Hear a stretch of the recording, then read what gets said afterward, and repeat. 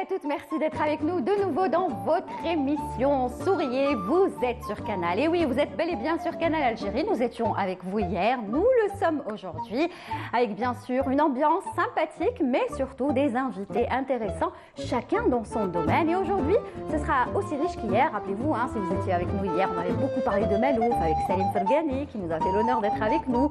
Mais on a parlé également de manuscrits au niveau du sud de l'Algérie avec Hicham Daou. Hicham Daou qui sera avec nous tout à l'heure justement dans sa chronique El-Marsam. Et aujourd'hui, il va nous parler d'un sujet ô combien important, il s'agit de la fantasia. Et il a ramené une spécialiste qui, on peut le dire, tout au long de sa vie, a travaillé sur ce sujet des chevaux et surtout des chevaux arabes. Et justement, vous allez apprendre plein d'informations tout à l'heure. On s'accompagne. Il y aura également un réalisateur qui sera avec nous, Anis Djahad, puisque vous le savez, son film La vie d'après a récemment fait toute une tournée dans quelques villes d'Algérie. Et il viendra nous parler de cette tournée qui a très très bien marché au niveau de différentes cinémathèques d'Algérie. Mais il nous parlera également de ce qu'il prévoit puisqu'il a des projets dans le domaine cinématographique. Il nous en parlera en exclusivité. Nous parlerons de sport également avec la boxe thaïlandaise. Et oui, c'est quoi la boxe thaïlandaise? Notre invité nous en dira plus tout à l'heure. On parlera de sport au féminin avec une championne. Je ne vous dévoile pas son nom, vous la découvrirez tout à l'heure. Et puis nous allons commencer l'émission tout de suite. D'ailleurs, je me permets de vous dire, souriez, vous êtes sur Canal, ça commence tout de suite avec notre premier invité. Ça me fait plaisir de recevoir parce que c'est mon collègue dans la vie de tous les jours. Et ça fait quoi, à peu près 18 ans, 20 ans qu'on se connaît. Il a fait partie lui aussi à une certaine époque de Canal Algérie. Et il s'agit de Mehdi Adjaout, ou si vous voulez, Mehdi Yades. Mehdi, ce que vous voulez. L'essentiel, il est avec nous. Mehdi, bonjour. Merci de m'avoir invité, Lilia. Quel plaisir. C'est toujours un réel plaisir et c'est pas hypocrite de ma part de me retrouver avec toi. Franchement, c'est vraiment un réel plaisir. Merci pour l'invitation. C'est la moindre des choses puisque voilà, il y a une actualité que tu vas représenter à travers bien sûr la radio nationale, mais aussi la chaîne 3, puisque ça continue les opérations, que ce soit pendant l'été, au milieu de l'année. Il y a toujours des opérations organisées par la radio et la chaîne 3. Et aujourd'hui, on est là pour parler de l'opération de reboisement, 14e édition, qui va se passer donc ce samedi pas à Alger, dans une autre wilaya. Enfin, la wilaya pilote, c'est à Taraf, mais bon, ça va être dans d'autres wilayas. Alors, une 14e édition déjà. Ce n'est pas pour nous rajeunir. Et je pense que vous le savez, l'année passée, nous sommes passés par une période extrêmement difficile. Nos forêts ont souffert et nous avons même perdu beaucoup de personnes. Allah yarhamhum. Alors, nous allons essayer, avec les moyens qui sont mis à notre disposition, afin de redonner vie à ces espaces perdus.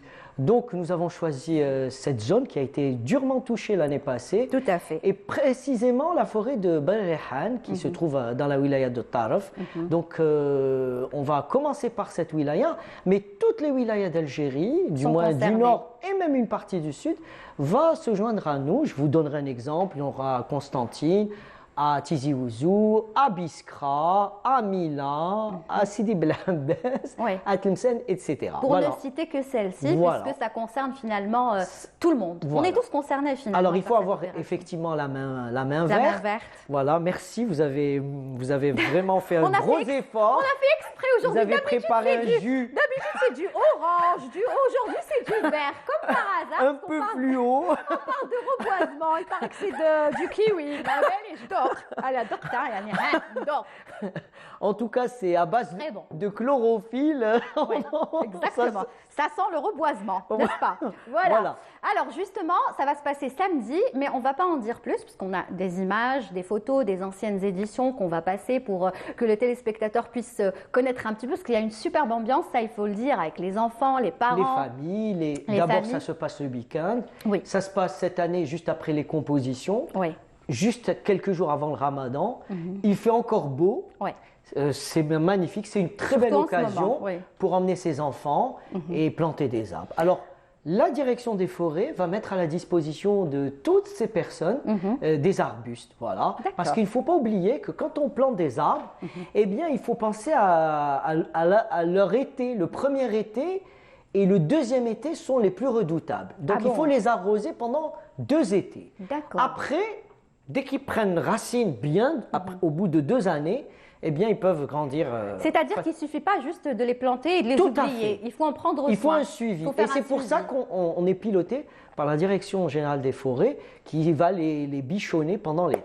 Et ça, c'est pour aussi marquer et célébrer comme il se doit la journée mondiale des forêts. C'est le 21 mars. Qui est le 21 mars. Exactement. Alors, on n'est pas en radio, on est en télé, mais oui, c'est vrai. vous avez quand même pu constituer un petit spot avec quelques images. Donc, on va le regarder, ça va vous donner encore plus l'envie de vous y rendre. Écoutez et regardez. J'ai un beau plan pour ce samedi. Cela te dit la forêt de Rihan? Et comment? En plus, c'est une très très belle région. C'est à Tarf et je connais même la raison. Redonnez vie à ce petit coin de paradis. Alors rejoignez-nous aussi à Constantine, Biskra, Tizi Ouzou, Oran et Djidjel. Mostaganem, Sila, Alger, Tipaza, Sougaras également. Et c'est en partenariat avec la DGF, la Direction Générale des Forêts. Ne me plante pas, Soraya. Je ne risque pas. Samedi, 9h. Voilà, et j'aime bien le jeu de mots, ne me plante pas Soraya Bouatba, bien sûr, qui était présente dans ce spot et qui est toujours présente qui également. Qui co-animera avec moi cette émission. Donc, on va se rendre incessamment vers Tarf. Vous partez quand à Tarf? Eh bien, je pars vendredi. Inch'Allah, donc la veille. La veille, bien entendu. Ouais, on ne prend pas de risque. Exactement. On va voir au niveau de la régie, s'il vous plaît, on va faire défiler quelques photos parce qu'il faut dire que les éditions précédentes, à chaque fois, c'est une réussite. Il y a beaucoup de monde. Vous essayez un petit peu d'attirer les petits parce qu'on dit souvent que les petits, quand ils sont influencés, ils arrivent à influencer justement leurs parents.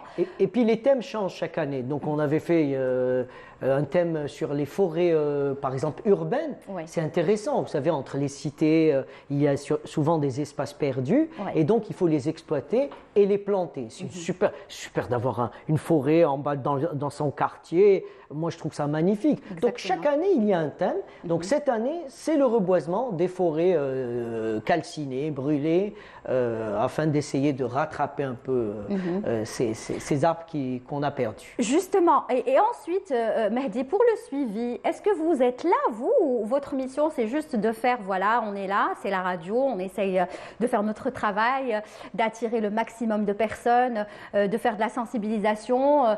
Mais est-ce qu'ensuite, il y a un suivi de votre part? Alors, personnellement, je vais être honnête, le suivi, on ne peut pas le faire. Mais c'est la direction des forêts qui prend en charge. Qui prend en charge. Bien là, sûr. On voit par exemple des photos, c'est magnifique. Tout à fait. Je suppose que c'est les éditions Vous précédentes. Imaginez en été, franchement, Lilia. J'aurais bien voulu. C'est très difficile de mobiliser les gens pendant la saison estivale. À l'été, vous faites d'autres opérations. Nous faisons une autre opération qu'on appelle les éboueurs de la mer. Voilà, Lilia.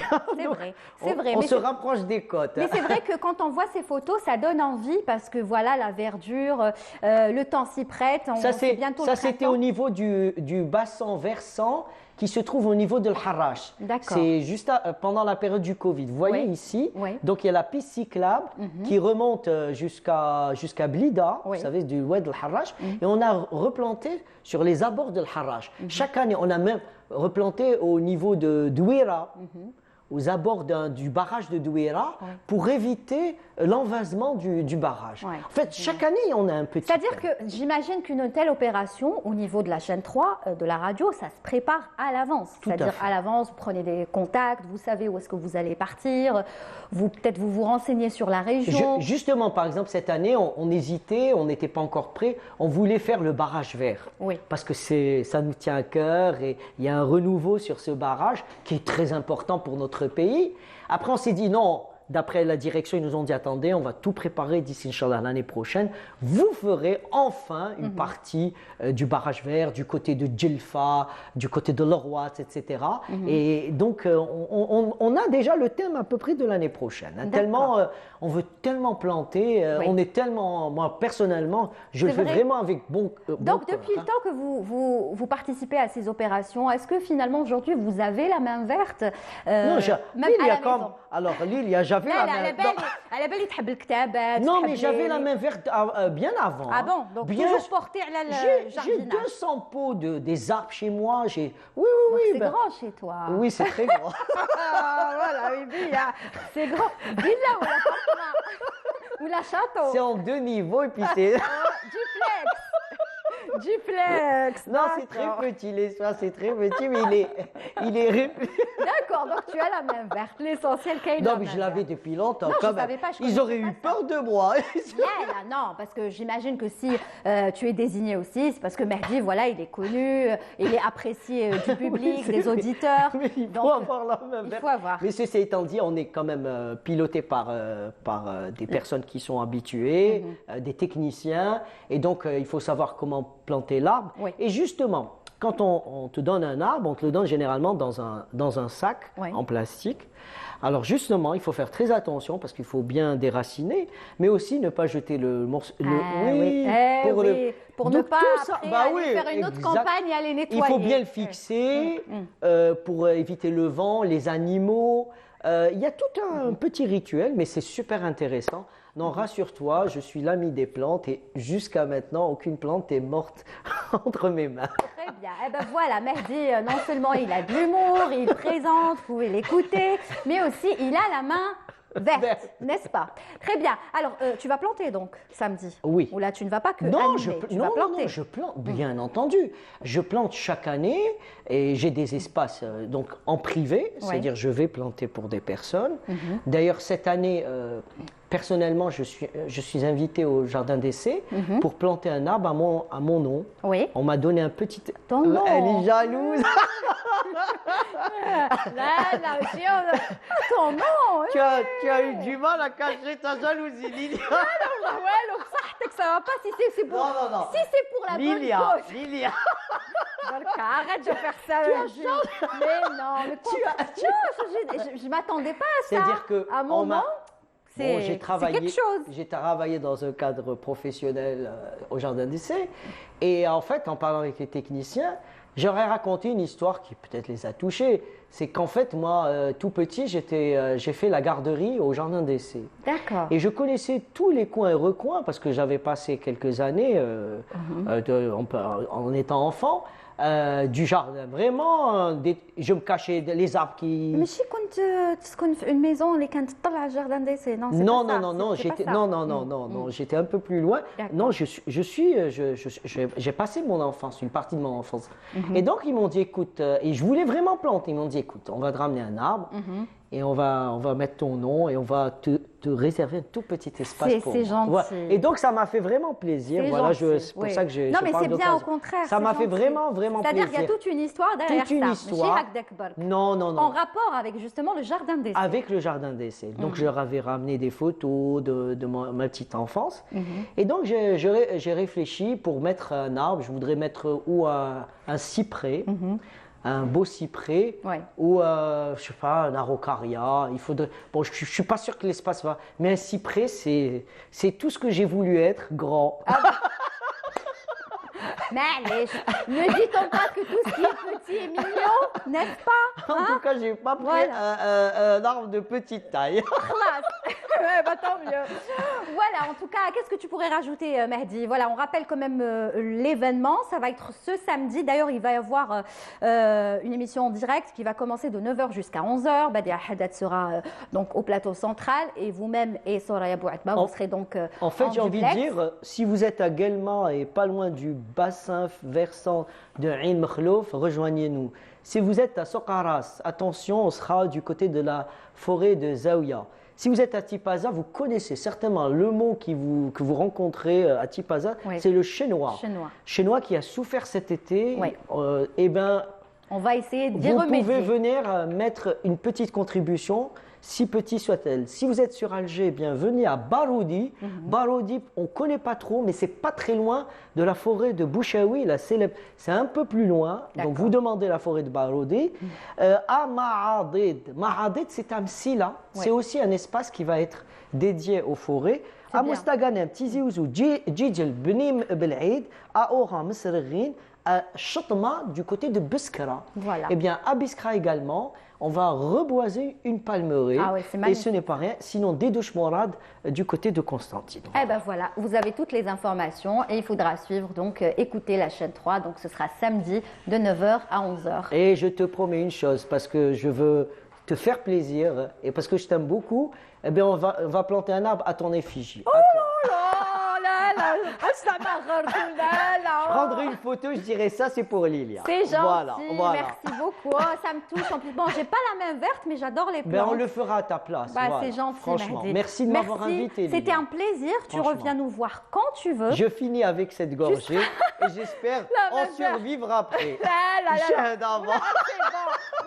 C'est bon, c'est du kiwi. J'espère que c'est pas un piège.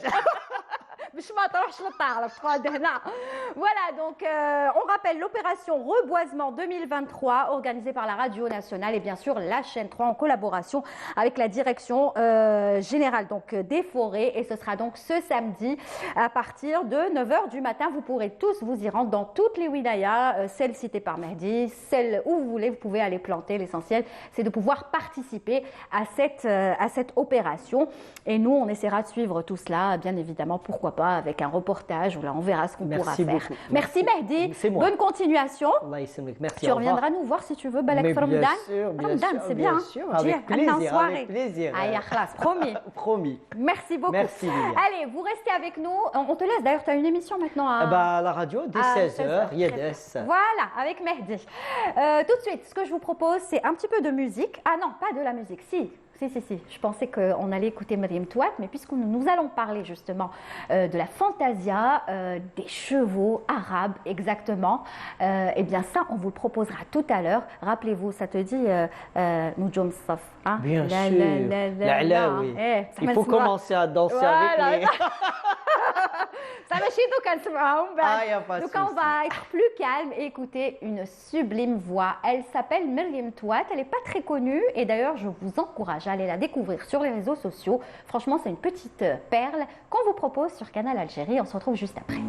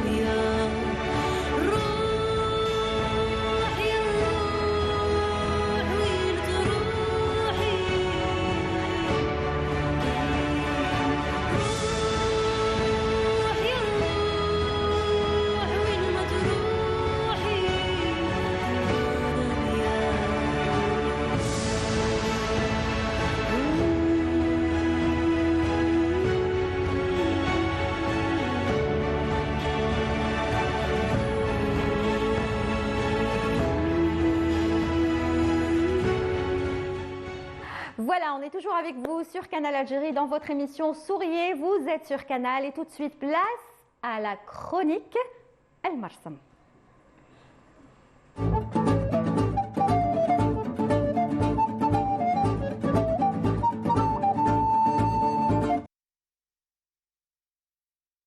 chronique et la... Al-Marsam. C'est la chronique Al-Marsam, vous l'aurez compris, avec Hicham Daou aujourd'hui qui n'est pas seul. Il commence à nous habituer à des invités, hein, tout doucement. Oui. Le dernier invité, c'était qui? C'était El Hadi Lanqa. El Hadi Lanqa, voilà, qu'on salue si jamais il nous regarde. Et aujourd'hui, on va parler de tout à fait autre chose, n'est-ce pas? On va aller dans le monde des... Au fin fond de la préhistoire. Très bien. Voilà, bonsoir Lilia. Bonsoir. Alors, j'ai l'honneur de vous présenter une personne, mon coup de cœur à moi. Oui. C'est Madame Ginette Omassib, une géologue préhistorienne, auteure de plusieurs ouvrages. Le dernier, c'était l'Algérie préhistorique, patrimoine méconnu. Mais l'histoire avec Madame Ginette a commencé durant le Festival international du Cheval Barbe. C'était à Tiaret. Et pour moi, Tiaret, c'est une ville magnifique, pleine de potentialités touristiques naturelles. Mais ma rencontre avec le cheval barbe était grandiose. Le cheval barbe, c'est un animal prestigieux et grâce à Madame Ginette Omassib, j'ai eu ce coup de cœur à cette créature énorme. Et bienvenue Madame Ginette. Merci beaucoup. Voilà. Bonjour, bienvenue. Merci de nous faire l'honneur d'être là aujourd'hui. Merci. Voilà, donc on va faire une introduction directement vers le cheval barbe. Quel est le lien entre vous et c'est un animal prestigieux? C'est en fait le développement d'une attraction particulière pour le cheval, d'une part, et ensuite, au fil des travaux que j'ai eu à mener, j'ai accordé au cheval dont on pouvait parler dans la préhistoire, un intérêt particulier. Et au fil des ans, il s'est avéré que c'était un cheval qui était devenu ce que nous appelons le cheval barbe, qui a été très probablement domestiqué en Algérie à partir d'un cheval sauvage, ou plutôt de plusieurs chevaux sauvages, vraisemblablement. Donc c'est un cheval qui est typiquement local et dont l'Algérie devrait être extrêmement fière et qu'il a pendant des années quasiment oublié, voire rejeté au profit de chevaux venant de l'étranger qui eux n'ont pas les mêmes capacités. Alors justement, le cheval barbe, vous parlez de capacité. Quelle est peut-être sa particularité par rapport aux autres chevaux? Ben, il en a beaucoup. Il est extrêmement résistant, il est extrêmement frugal, ce qui est un gros avantage pour les éleveurs. Il l'oublie un peu. Et ceci donc le met en parallèle avec le cheval arabe, dont on parle beaucoup et que l'on apprécie beaucoup. Ils ont donc ces mêmes potentialités tous les deux, à ceci près que le cheval barbe est capable d'avoir une charge de 50 kg plus élevée que celle du cheval arabe. Ce qui, jadis, était un avantage considérable. Ça n'a plus grand intérêt à l'heure actuelle.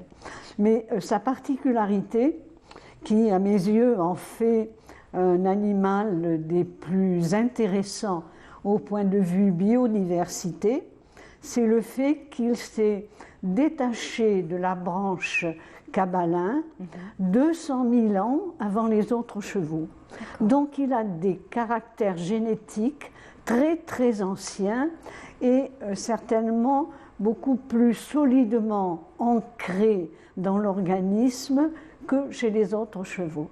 D'accord. Ah ben voilà, elle a tout résumé en 3 petites minutes. Exactement. Et on va essayer de voir... Je n'ai plus rien à dire. Non, au contraire, j'ai d'autres questions. Voilà. Qu'est-ce qu'il a dit? J'ai plus rien à dire. Non, on pourrait vous écouter durant des heures. C'est un plaisir. Madame Ginette, c'est une encyclopédie en matière de préhistoire, justement par rapport à cette race qui est le cheval barbe et le cheval en général. Voilà, donc vous avez écrit des ouvrages sur le cheval? Non, ils ne sont pas publiés. Pourquoi? Parce que ça traîne. Ça traîne, d'accord. Mais vous devriez... J'espère que les choses vont s'accélérer parce qu'il faut laisser... Mon mari a écrit un très bel ouvrage sur le cheval barbe. Très bien. Justement. D'accord. Et j'espère que vous aussi... Vous ne connaissez pas? Non, non, non. Ce n'est pas possible. Non. Lequel? C'est quoi le titre? Ça s'appelle Le Barbe, un cheval de légende. Ça a été publié chez Bouzid. D'accord. Aux éditions Bouzid. Donc c'est un très bel album. Oui, j'imagine avec de très belles photos. Avec de très belles photos. Ou peintures même. Et beaucoup de peintures. Voilà. J'espère qu'on aura l'occasion de le lire et de le voir, n'est-ce pas? Vous auriez dû le ramener avec vous. Oui. Mais je n'y ai pas pensé. Ah, Hichem, on aurait dû lui dire. La prochaine fois, vous reviendrez pour nous présenter le livre. Il y a des projets avec madame. Ah, d'accord. Ok. Alors, oui. Il faut juste rappeler que madame Ginette fait partie des créatrices de la revue Icosim. Et donc, en quelques mots, parlez-nous de cette revue, Ginette.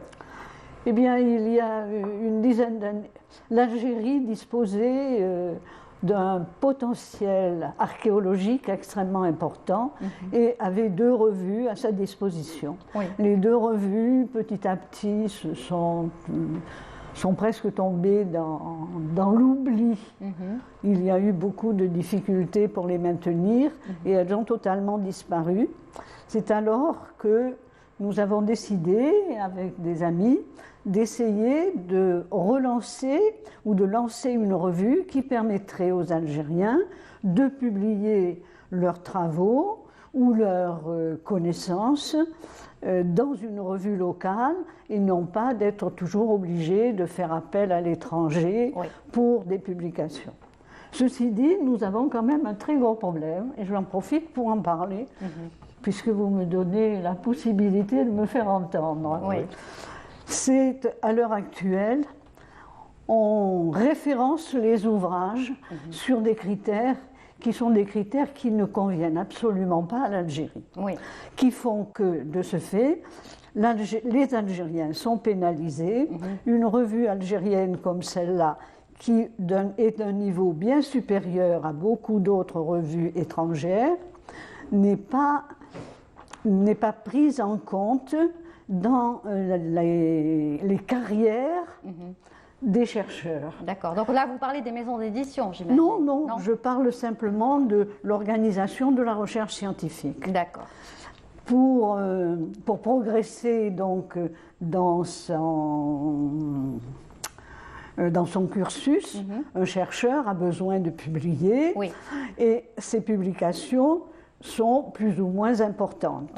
Or, elles sont devenues très importantes quand elles sont publiées dans une revue référencée. Elles ne le sont pas quand elles sont dans une revue non référencée. D'accord. Et pour référencer une revue, il faut des conditions tout à fait, disons souvent, à 50% stupides et qui ne coïncident pas du tout avec ce qui se fait ici comme travaux. Très bien. Donc nous restons encore en train d'essayer de nous battre pour faire référencer cette revue afin qu'elle puisse aider la recherche locale. Surtout que ça concerne l'Algérie. Ça concerne l'Algérie. Exactement. Et uniquement l'Algérie. On a des chercheurs qui piétinent un peu, qui ont des masses de documents qu'ils ne peuvent pas publier parce qu'ils veulent de alors préférence. Que tout le monde pourrait en profiter. Mais bien sûr. Très bien. Bien sûr. Eh bien, l'appel est lancé. Voilà. Alors, on va regarder le reportage maintenant. Oui, on va regarder le reportage tourné à Tiaret. Par vous-même. Oui. D'accord. On y va tout de suite.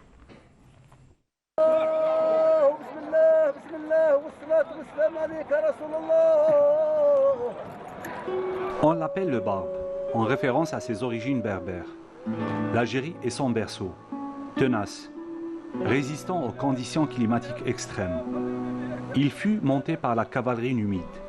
Il a participé aux guerres puniques et fut le compagnon d'Hannibal durant sa conquête de Rome. Il a longtemps résisté avec la cavalerie de l'émir Abdelkader. Un cheval, un étalon, le cheval barbe. Terrette, pour moi, c'est très original. J'ai passé aussi une semaine à Alger. C'est autre chose, c'est la capitale. C'est plus moderne, mais moi, je préfère la campagne. Pour ça, j'aime bien les chevaux, bien sûr, et je suis éleveur des chevaux aussi, des chevaux barbes. Et donc, pour vous, le cheval barbe représente en quelque sorte cette culture d'Afrique du Nord? C'est pas seulement un animal, c'est pas seulement un cheval, c'est part de la culture, parce que la race est très vieille. Alors, pour moi, c'était parfait quand j'ai découvert le cheval barbe. On fait tout pour faire un bon marketing, pour montrer les gens en Allemagne que ce cheval est quelque chose de très particulier. Le barbe a été plus mis en valeur quand il a été croisé avec le pur sang arabe pour donner l'arabe barbe, qui a été plus utilisé du point de vue sportif et loisir.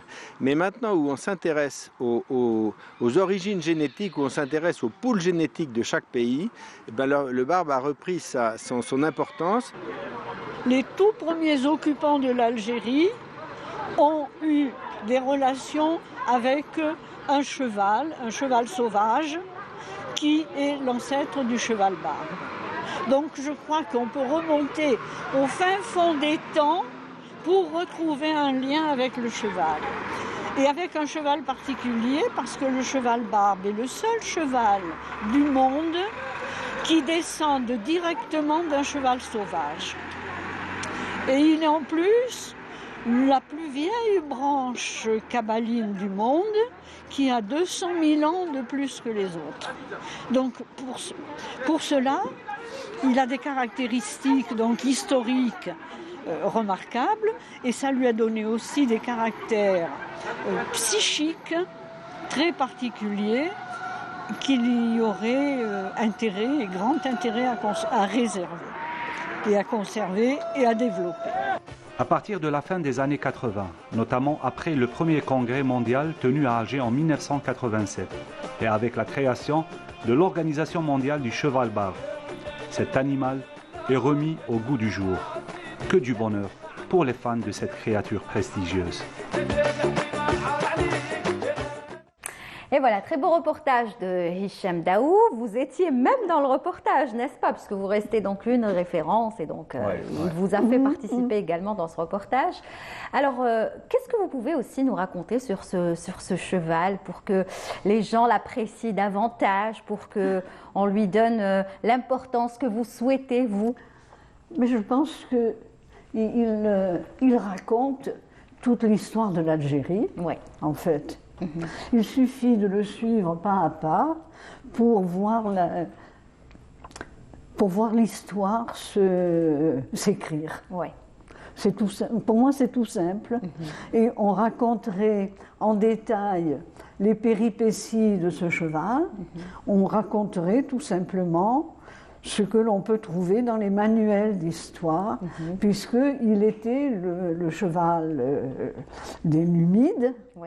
Qu'il a participé à toutes les batailles, qu'il était considéré comme le meilleur cheval de guerre. C'est ça. Que on a ces représentations dans bien des endroits, et en particulier à Rome, sur une colonne, on représente les Numides. Je ne me souviens plus quelle bataille maintenant, mais enfin, on a représenté ce cheval tant il avait d'importance, et il était extrêmement redouté, et sûrement redoutable. Exactement. Donc il fait partie de l'histoire de l'Algérie. Il fait partie de l'histoire. Il est l'histoire de l'Algérie. Tout à fait. Il y a juste aussi, il faut dire que dans le sud, dans les gravures et les peintures rupestres, là on ne trouve pas le cheval barbe.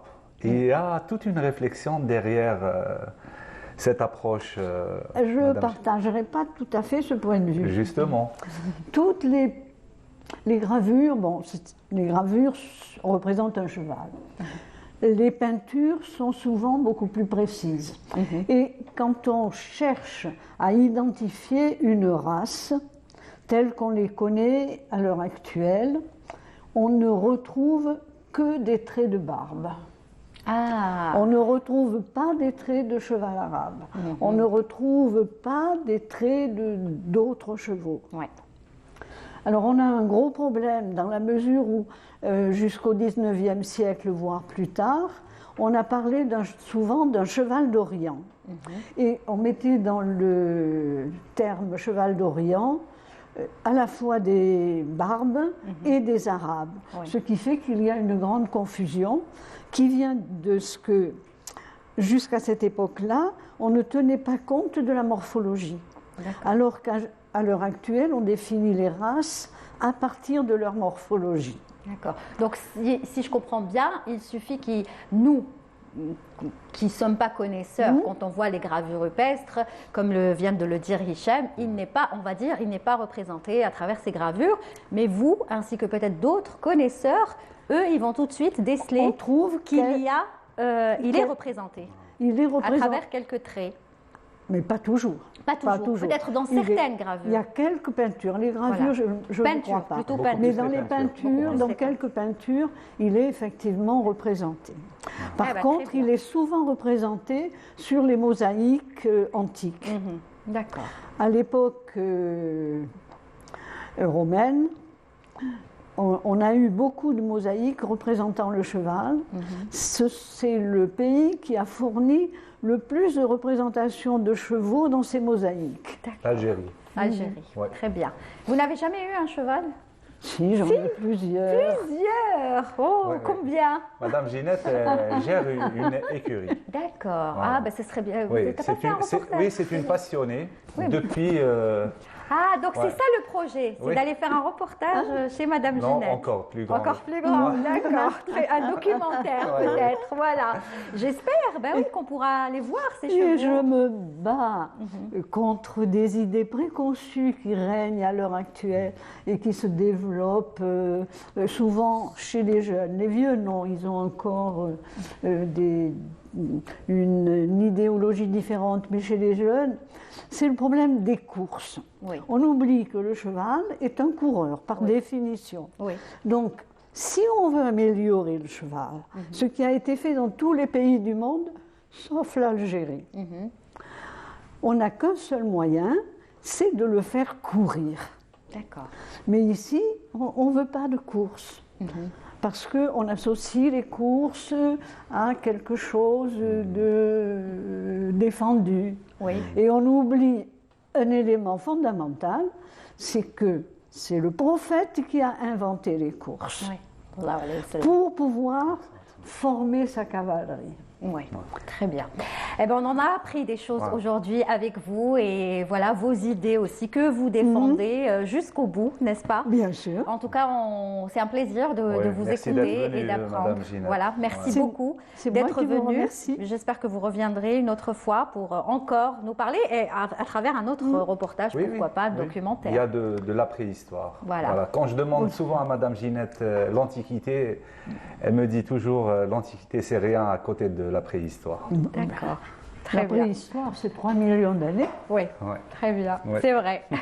Merci, en tout cas, c'était un plaisir de vous recevoir aujourd'hui, Madame Ginette. À très bientôt. Merci beaucoup. Voilà, vous saluerez les chevaux de notre part aussi. On adore les chevaux aussi. On aurait aimé avoir un cheval dans le studio, mais Merderch, il ne peut pas rentrer. Merci. N'oubliez pas qu'à l'heure actuelle, on considère que c'est le meilleur soin anti-stress. C'est vrai, c'est vrai. Pour beaucoup d'ailleurs de personnes qui sont malades, anxieuses, les hypertendus, beaucoup, les personnes qui sont atteintes de trisomie également, d'autisme. Alors c'est vraiment, ça soigne, voilà, exactement. Et ne dit-on pas finalement que le cheval reste le meilleur ami de l'homme? Ben voilà. On le dit depuis longtemps. Voilà, vous murmurez à l'oreille du cheval, de votre cheval? De certains. De certains. Pas tous. D'accord. Merci beaucoup, Madame Ginette. À très bientôt. Merci beaucoup. Hicham, à mardi prochain. À mardi, Inch'Allah. Bonne semaine à toi. Merci à toi aussi, Bon Lilia. travail et on attend ton prochain reportage avec impatience. Merci, Lilia. Voilà, tout de suite, jingle nostalgie.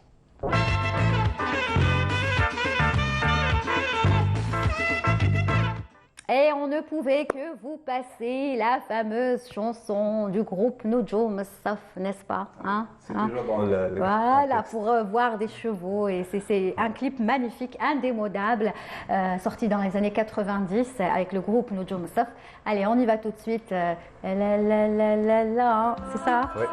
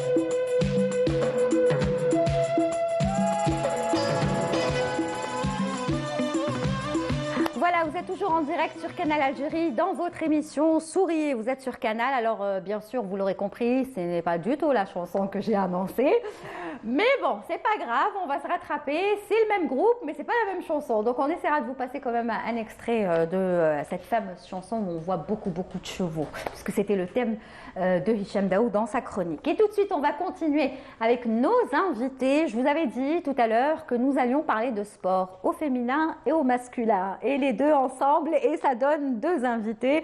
Justement, chacun va venir défendre un petit peu ce qu'il fait, à savoir Doria Khetib, n'est-ce pas, ou Doria NK, si vous allez sur les réseaux sociaux, elle est beaucoup plus connue pour les initiales NK, qui est coach de tennis et fitness. Bonjour Doria. Bonjour, merci pour l'invitation. Bah, c'est un plaisir de te recevoir, ça va? Ça va très bien. Alhamdoulilah.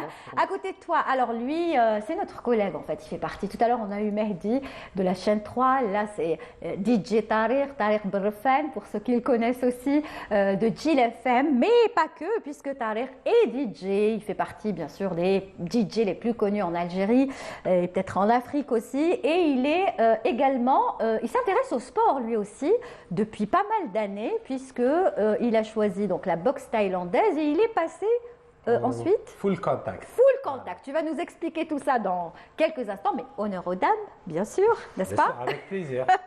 Marhaba bikoum en tout cas et bienvenue dans l'émission. Avec vous, on a le sourire, on a la pêche et ça tombe bien avec le titre de l'émission. Alors Doria, moi je te suis depuis plusieurs années. D'ailleurs à l'époque, je crois que c'était en 2008. Voilà, ou 2000. ma première émission sur Canal Algérie était avec toi. Ça fait des années. J'étais toujours joueuse de tennis, j'étais toujours athlète. Tu n'as pas changé finalement. Il n'y a pas de ride, il n'y a pas de... quand même. Il n'y a rien du tout. Ça c'est le sport, tout ça c'est le sport. En fait, j'étais toujours compétitive.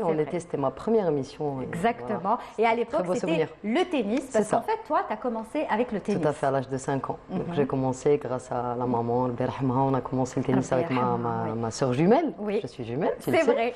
Et voilà, donc j'ai fait ça toute ma vie. Finalement, c'est une grande passion le tennis. Oui. Voilà. Et ensuite, tu as décidé. Le fitness. Parce que le tennis arrivait. Bon, quoi que même, tu n'as pas atteint l'âge d'arrêter au tennis. C'est un choix. Oui, c'est un choix. C'est par rapport aux blessures aussi, notamment. Et puis je joue toujours. Je joue toujours autant. Ah oui, toujours. Je me suis un petit peu. Je joue au beach tennis, au padel.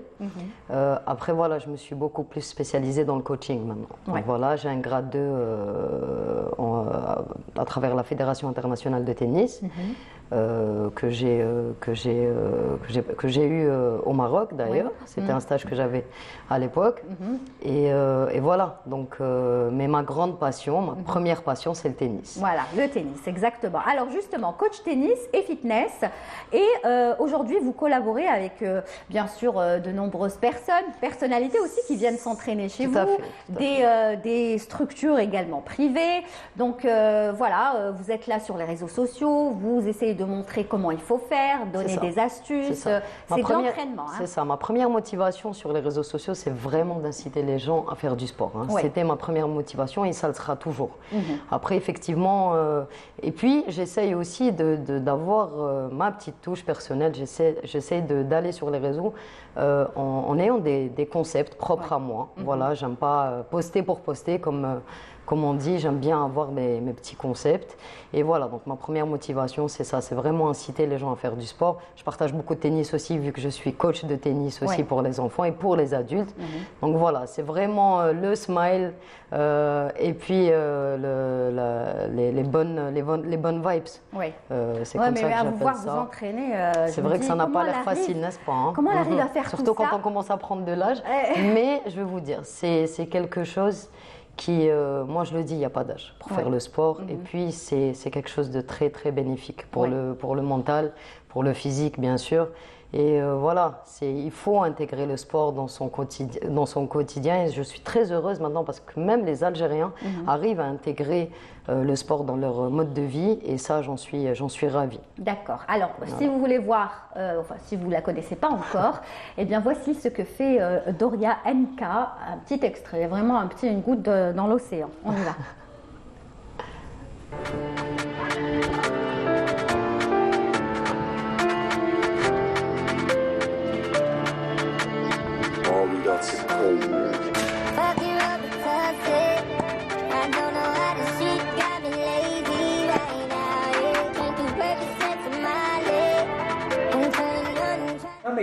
Voilà, ça c'est vraiment un petit extrait, on en verra un deuxième dans quelques instants. Vous êtes très speed dans la vie. C'est vrai. Waouh, quelle énergie. J'avoue, on me le dit souvent. Mais vous vous dites pas des fois, il faut que j'arrête, il faut que je diminue un peu parce que la cadence... Je vais vous dire la vérité, je ne sais pas comment je fais. Honnêtement, je suis le rythme. Je suis passionnée par ce que je fais. Ça, je pense que c'est vraiment quelque chose de très important. Je suis une grande passionnée dans tout ce que je fais, mais notamment le sport. Mais c'est vrai que parfois, voilà, je travaille beaucoup. Et puis quand je sens que je dois un petit peu freiner, je prends quelques jours et je reprends très rapidement. Je m'ennuie très vite. Dès que je suis à la maison en train de zapper, je me dis bon là, c'est pas normal. Qu'est-ce qui se passe? C'est vrai. C'est la même chose pour toi, Tarek? Pareil. Des fois, ça m'arrive de... comme j'ai plein de passions dans ma vie, des fois ça m'arrive de laisser tomber un petit peu le sport pour une semaine. Et après...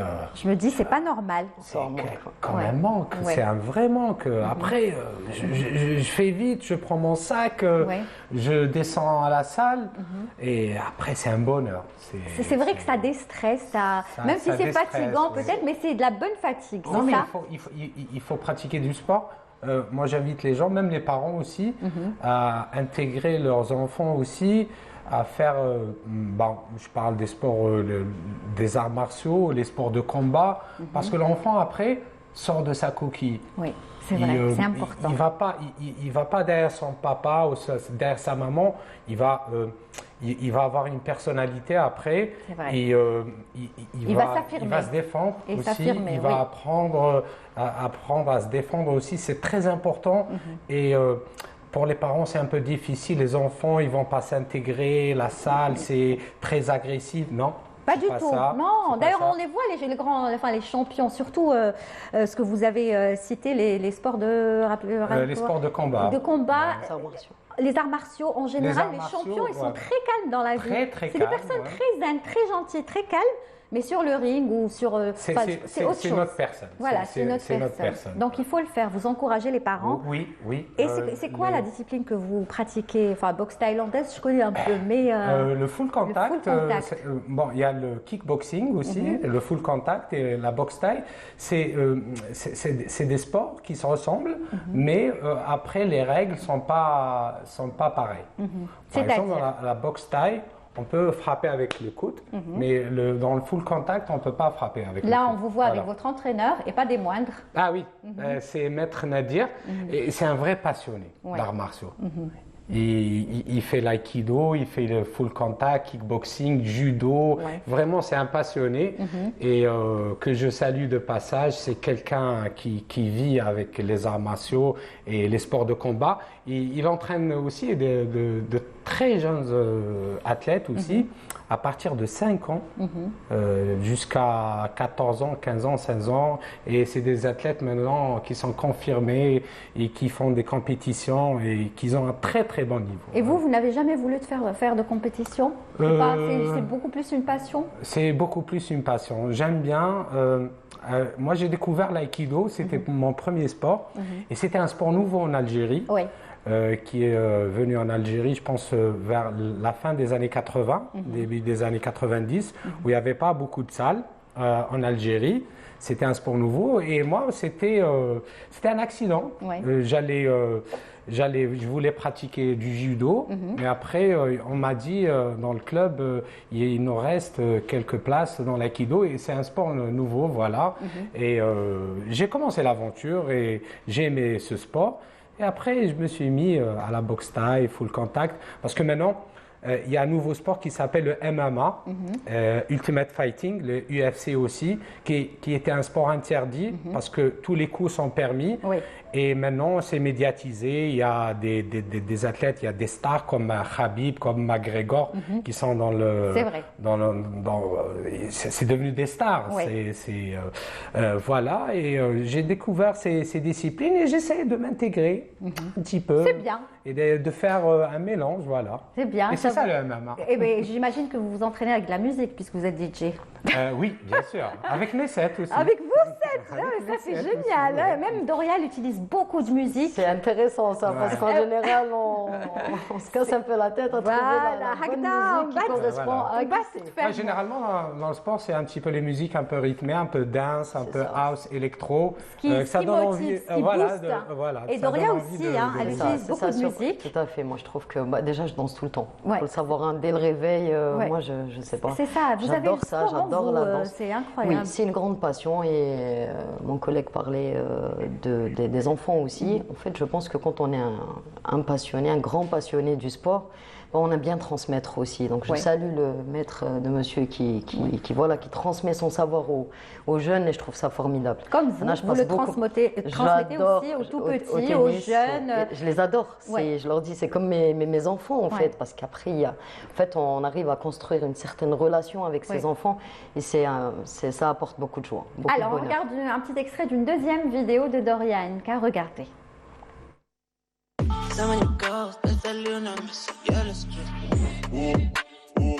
Look at me, habibi. Fight you, please, baby. Look at me, habibi. Fight you, please, baby.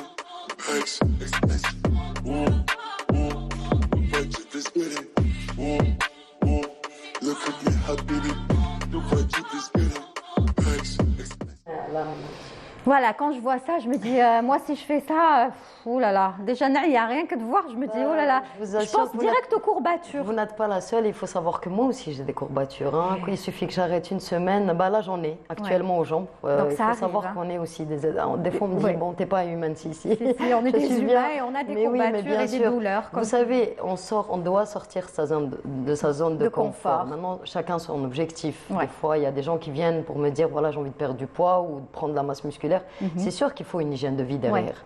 Après, il y a des gens aussi qui font ça juste pour le moral, parce qu'on sécrète de bonnes hormones, comme on dit, quand on fait du sport, pour déstresser, les endorphines, tout ça aide à déstresser. C'est sûr que je préconise de faire de la marche tout le temps. Après, oui, effectivement, c'est selon les objectifs de chacun. Alors, justement, il va y avoir le mois sacré de Ramadan, bientôt, Inch'Allah, ya Rabbi. Et donc, et il y a beaucoup de gens qui pratiquent du sport pendant le mois de Ramadan. Et c'est conseillé d'ailleurs, c'est très bien de le pratiquer, mais je pense qu'il faut choisir le bon horaire, et c'est ça, de la journée. Exactement. Alors, si vous aviez des conseils à donner. C'est ça. Donc, encore une fois, c'est selon les objectifs de chacun. Il y a des gens qui ont des objectifs bien définis dans le sport. Et puis, bon, ceux-là, en général, on s'entraîne après le ftor. Oui. C'est aussi conseillé de s'entraîner avant, quand on est en déficit calorique, si on veut perdre du gras, etc. C'est très conseillé aussi. Maintenant, vous savez, ça dépend des habitudes de chacun. Oui. Monsieur peut s'entraîner à 9h du matin, il peut se sentir très bien et passer une bonne journée. Certains n'y arrivent pas, donc idéalement faire de courtes séances, intenses mais courtes, juste avant le ftor. D'accord. Mais pour maintenir sa masse musculaire, là, effectivement, il vaut mieux s'entraîner après le ftor. Très bien. De toute façon, voilà. Et puis manger, par contre, le conseil que je donne toujours, c'est vraiment de fractionner son repas, manger doucement. Voilà, idéalement, c'est vraiment avec petit à petit. On mange un petit peu, on fait une pause, on reprend, etc. Pour que le corps, pour que le corps s'habitue. Et puis, tout à fait. Très bien. Alors, Tariq, des projets dans la musique? Bon, là, on sait que tu fais du sport, c'est bien, on voulait partager, tu as passé un très beau message aux parents et aux enfants. C'est la première fois que je passe sur un plateau télé et je parle de sport. Eh ben voilà, heureusement que je t'ai appelé. C'est toujours avec Lilia. Voilà, eh ben, je t'ai appelé, ça me fait plaisir. Ouais, c'est partagé, je suis toujours sur la musique. Je suis sur un projet qui s'appelle Save Our Soul, Sauver nos âmes. Et j'ai sorti déjà une compil qui s'appelle One Night in Abidjan. C'est de l'afro-musique. Wow. Et j'ai pu réunir presque 2 heures d'artistes électro-africains. Wow. C'est une très belle compil qui est sur... Tu reviens quand? Tu sais qu'on a une chronique là. Elle existe déjà sur Internet, elle est téléchargeable sur SoundCloud. Oui, d'accord, mais tu peux revenir la semaine prochaine? Bien sûr. Non, mais je vais t'expliquer pourquoi. Parce que là, on n'a plus le temps. Je t'ai invité pour parler de sport. Ah ben oui. Mais si tu veux parler de musique, et surtout que tu me dis Abidjan et tu me dis la musique africaine, on a une chronique dans cette émission qui s'appelle Mama Africa. D'ailleurs, ça va être dans quelques instants. Et on pourra en parler. Et je veux savoir que tu aimes beaucoup ça, d'ailleurs. Oui, j'adore. Et on pourra écouter des extraits. Voilà, on n'en dit pas plus. Rendez-vous la semaine prochaine. Tu reviens. Comme ça, on parlera de musique africaine et de musique de Tariq. Voilà, rendez-vous pris mardi. Tu choisis mardi ou mercredi prochain. Bah, quand vous voulez. Comme tu veux, toi. Doria, toi aussi, tu as des projets. C'est ça. Prochainement, je suis en collaboration avec une personne que je respecte énormément. Un petit indice, c'est une grande icône du sport algérien. C'est un très beau projet qui concerne les femmes. Ah non, je reviendrai pour ça. Qui concerne les femmes, donc... Oui, les femmes sont très contentes de Salima Souakri. Ah ben, je ne sais pas, honnêtement. Je sais pas, les femmes. Elle a dit les femmes. Je sais pas, c'est la première qui m'est venue à l'esprit. En tout cas, aussi. C'est ça. Hein. Vous voyez que c'est une grande icône qu'on salue d'ailleurs. Bah, c'est quelqu'un que j'aime beaucoup. Ça, tu confirmes. J'aime beaucoup Salima, c'est une grande amie. C'est un très beau projet. Je vous en dirai plus prochainement. Eh ben, dès que le projet sera là, ou bientôt, très bientôt, tu reviendras. Par contre, je tiens à vous dire une chose. Vendredi, Inch'Allah, à partir de 14h, je serai avec l'association de Madame Mamri à Sidi Abdallah, le complexe sportif de Sidi Abdallah avec les enfants trisomiques, les artistes, je dirais, des enfants. Voilà. Tu participes souvent à des journées comme ça, même la lutte contre le cancer, tu es là à courir et à encourager, à booster les femmes. Vous savez, je pars d'un principe où on n'est rien sur cette terre et je pense que ces gens-là ont besoin de notre soutien. Eh ben, bravo, donc tu reviens. Dès que le projet est là et mis en place, avec grand plaisir. C'est toujours un plaisir de te recevoir. Et puis Tariq, rendez-vous la semaine prochaine. Anna Rani, sérieuse, parce que tu me parles de musique afro, et ça nous intéresse, d'accord? Donc à la semaine prochaine. Et Doria, à très très vite, pourquoi pas, Ramadan, tu viendras nous parler, donner des conseils encore une fois. Avec très grand plaisir. Avec très grand plaisir. Tu reviens. Merci beaucoup à vous deux. Voilà, DJ Tariq était avec nous et Doria NK également. On a beaucoup parlé de sport et j'espère que voilà, vous allez vous y mettre. Pas comme moi, ne faites surtout pas comme moi, mettez-vous au sport, faites comme eux. Voilà, c'est mieux. Et tout de suite, je vous propose la chronique nostalgie. نبكي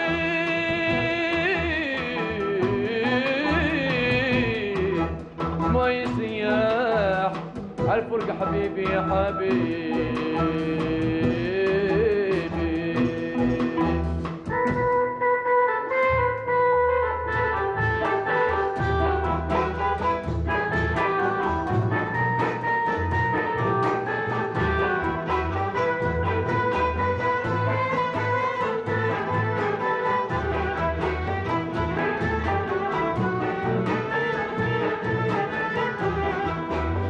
عشيق ممحون نار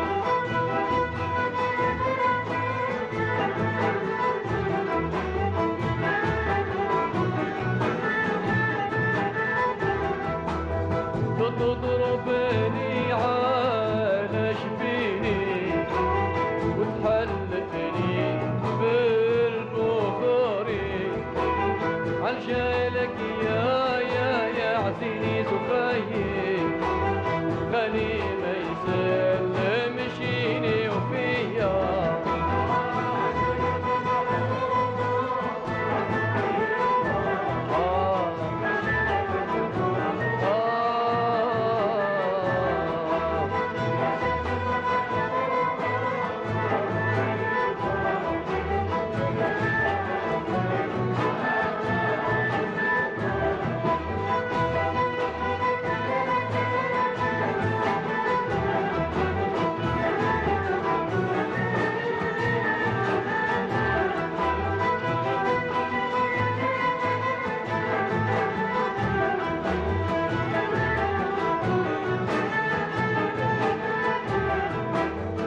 تضربني وعلى راسي وتخرجني على ناسي عجالك يا عزيني زفايي خلي ما يسلمشيني وفيا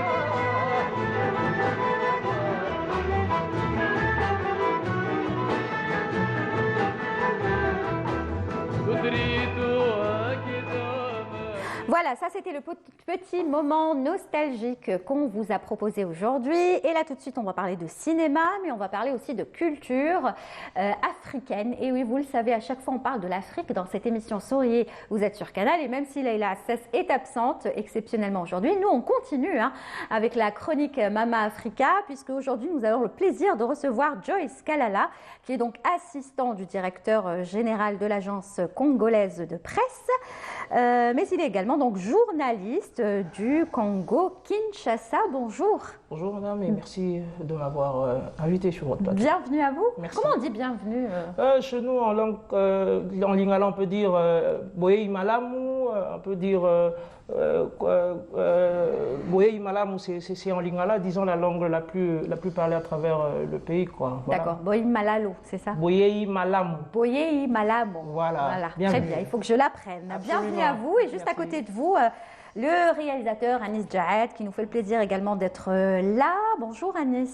Bonjour, encore une fois merci. Bon, je deviens un peu un habitué de Canal après toutes ces émissions. Bon, la vôtre c'est la première fois. Eh bien, bienvenue à vous. Merci beaucoup. Merci. Parce que moi, je vous ai invité beaucoup plus pour marquer, parce que vous avez marqué l'actualité avec votre film, bien sûr, La vie d'après, qui a connu un grand succès. On peut parler de plusieurs festivals. On peut parler de celui qui est juste à côté, de la Tunisie, les JCC, donc les journées cinématographiques de Carthage. Vous avez eu le Tanit d'or, mais on pourrait aussi en parler. Mais moi, ce qui m'intéressait, c'est qu'il a fait une tournée ici en Algérie, et ça c'est important. 2 tournées d'ailleurs, vous êtes rendu à travers votre film dans plusieurs cinémathèques de l'Algérie. Et comment s'est passée la tournée? Ça va? Ça s'est très très bien passé, mais bon, il va y avoir certainement des remarques. Cette tournée était, en fin de compte, elle était prévue juste après l'avant-première du film. D'accord. Donc voilà, c'était en décembre dernier. Et là, bon, on a repris dans le cadre du 60e anniversaire de l'indépendance. Donc le CADC avec le réseau Cinémathèque, le CAC, donc ils ont organisé je crois qu'il y a 10 films en tournée. Dont le vôtre. Ouais. Parmi les 10, ouais. Donc on a fait deux tournées. Voilà, on s'est bien baladé. Oui. Est-ce que le public a aimé? Le public, voilà, toute la question est là. Et est-ce que c'est un problème de promotion? Je pense qu'il y a un peu de ça. Il faudrait d'ailleurs que la télé le fasse, la télé et la radio. C'est les deux médias les plus importants pour faire. C'est vrai qu'on fait des annonces sur Facebook, mais ça ne suffit pas. Pourquoi? Ça veut dire qu'il n'y a pas eu de monde au Il n'y a niveau des pas salles? eu. Ils n'étaient pas au courant. Ou ils n'étaient pas vraiment au courant, mais moi, je vous ai invité avant, mais vous n'étiez pas disponible. J'aurais voulu annoncer la tournée, mais bon, vous m'avez dit après. Donc... Il y avait un autre festival. Donc, voilà. Oui, mais il faut... C'est pas grave, j'imagine qu'il y aura d'autres tournées. Oui, bon, moi, j'aimerais bien, parce qu'on n'a pas fait quand même les villes du Sud. Oui. Ça m'a quand même un peu peiné. Bon, on a fait bien sûr tout l'Est, tout l'Ouest et des villes du centre, quoi, Tizi, Bougie. En plus, c'est votre premier long métrage fiction. Oui, c'est le premier. N'est-ce pas? Voilà, La vie d'après, c'est une histoire quand même touchante, puisque, bon, on ne va pas raconter l'histoire pour ceux qui ne l'ont pas encore vue, mais on va dire que c'est l'histoire d'abord d'une femme qui s'appelle Hajar, c'est ça, et tout va tourner autour d'elle et de son fils, puisqu'ils vont se retrouver dans un tourbillon, on va dire, infernal de rumeurs sur la maman, que voilà, elle est de mauvaise réputation, et son fils ne va pas l'accepter, etc. Et de là va commencer donc cette histoire de la vie d'après. N'est-ce pas? Oui, mais c'est en fin de compte, c'est la rumeur qui est visée par ce film. L'Hadra. L'Hadra Zaïda. Donc, c'est ça. Comment toute une vie est détruite. Oui. À cause d'une rumeur. De rumeurs. Voilà. Et c'est ça, vous essayez de faire passer un message. Oui, bien sûr. Donc c'est pour ça qu'il faut aller le voir. Il faut aller le voir, il faut qu'il soit projeté encore davantage. Il faut davantage. Bon, toutes les salles ne sont pas.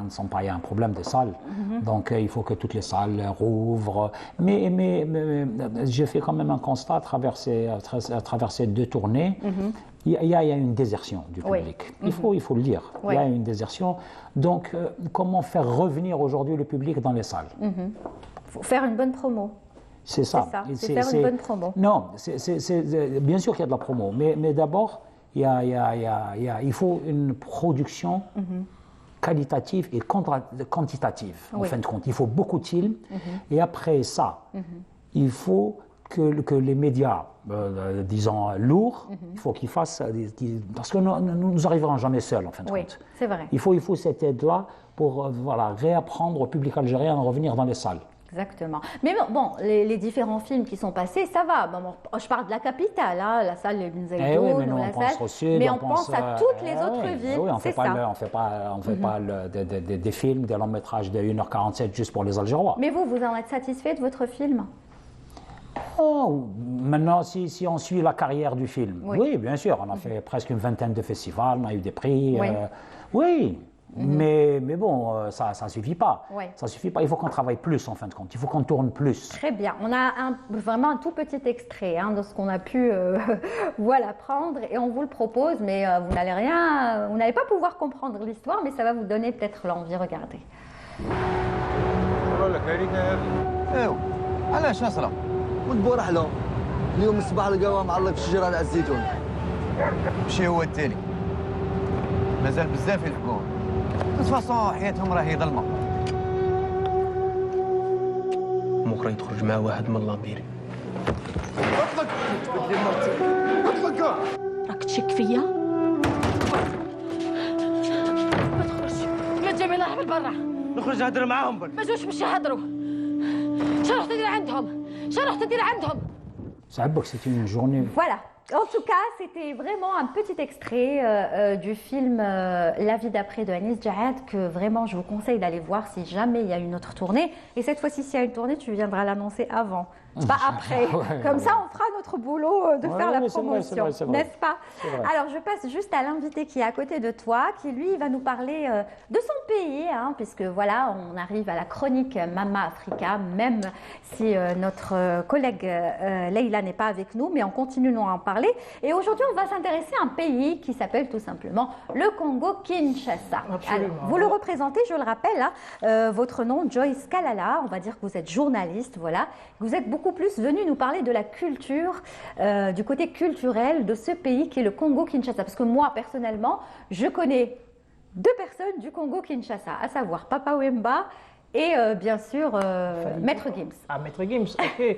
Justement, la République démocratique du Congo, mon pays, c'est un beau pays, grand pays d'ailleurs, avec une diversité culturelle assez énorme. On a près de 500 groupes ethniques. Il faut le dire que chacun des groupes ethniques a dans sa tradition un style de musique assez traditionnel ou tribal, si je peux me permettre l'expression. Oui. Mais donc, à travers la ville de Kinshasa, qui se trouve être la capitale du pays, c'est un peu une mosaïque où nous retrouvons pratiquement tous les styles de musique. Il y a le moutouachi qui a été très bien vendu à l'étranger grâce à Feu Tchalamwana de Rose Mémoire qui vient de nous quitter il y a peu. Justement, c'est une musique qui vient du centre du pays notamment. Il y a aussi la rumba. La rumba, justement. La rumba congolaise. La rumba, justement, la rumba congolaise est justement l'un des styles musicaux qui a propulsé notre pays à travers le monde parce que il faut bien le dire, l'histoire le répète aussi bien, l'histoire de la rumba est d'ailleurs partie du royaume Congo qui se retrouve être géographiquement dans l'espace qu'occupe notre pays aujourd'hui, qui s'est exporté à Cuba. Oui, c'est ça, parce qu'il y a la rumba de l'Amérique latine, justement, et il y a la rumba congolaise. Justement, cette musique qui est partie du Congo en s'exportant à Cuba, qui est revenu dans les années 30 et en ce moment-là, les Congolais s'en sont de nouveau réappropriés avec déjà un premier tube qui sortait autour des années 40 ou 50 avec Wendo Kolosoi. Et après justement cette rumba a pu évoluer et il faudrait ici le souligner, cette musique a pu aussi jouer son rôle à tous les tournants décisifs de notre pays. Parce que je dois aussi le souligner, la rumba est une musique qui s'accompagne pratiquement avec toutes les thématiques de la vie, les questions sociétales. Justement, on a un petit extrait de ce que fait bien sûr Papa Wemba. Ça date pas des années 40, peut-être les années, on va dire, fin 70, 80. On regarde pour avoir une idée de ce que c'est que la rumba congolaise, mais c'est vraiment un petit aperçu. Regardez.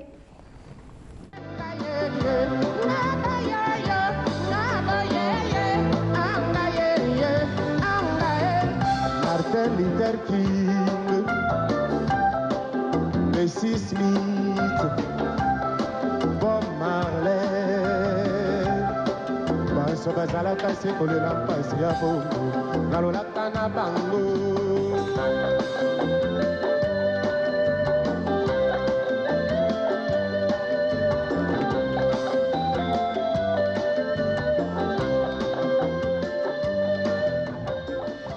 Voilà, c'est très entraînant. Vous aimeriez faire peut-être un film sur la rumba ce serait bien aussi. Oui. Donc, si j'ai bien compris, la rumba est d'origine congolaise. Absolument. Non pas cubaine, quoi. Le royaume Congo, à l'époque, d'où est partie la musique avec le mouvement esclavagiste qui s'est exporté en Amérique. Puis, dans les années 30, revenu au pays, et on a eu une certaine réappropriation. Et puis, mais c'est ça, parce que même si on prend la musique cubaine d'une manière générale, la rumba, la salsa, c'est vrai que la salsa elle est née à Cuba, mais si on prend les artistes de l'Amérique latine, je ne sais pas, les Compay Segundo, les Ibrahim Ferrer, ils ont toujours dit qu'ils avaient ces origines africaines, c'est-à-dire que tout vient de l'Afrique. Absolument, absolument. Et Papa Wemba qu'on vient de voir, malheureusement nous a quittés il y a quelques années en pleine scène, c'était à Abidjan, il se produisait au festival FEMUA d'Assalfo, justement il est parti.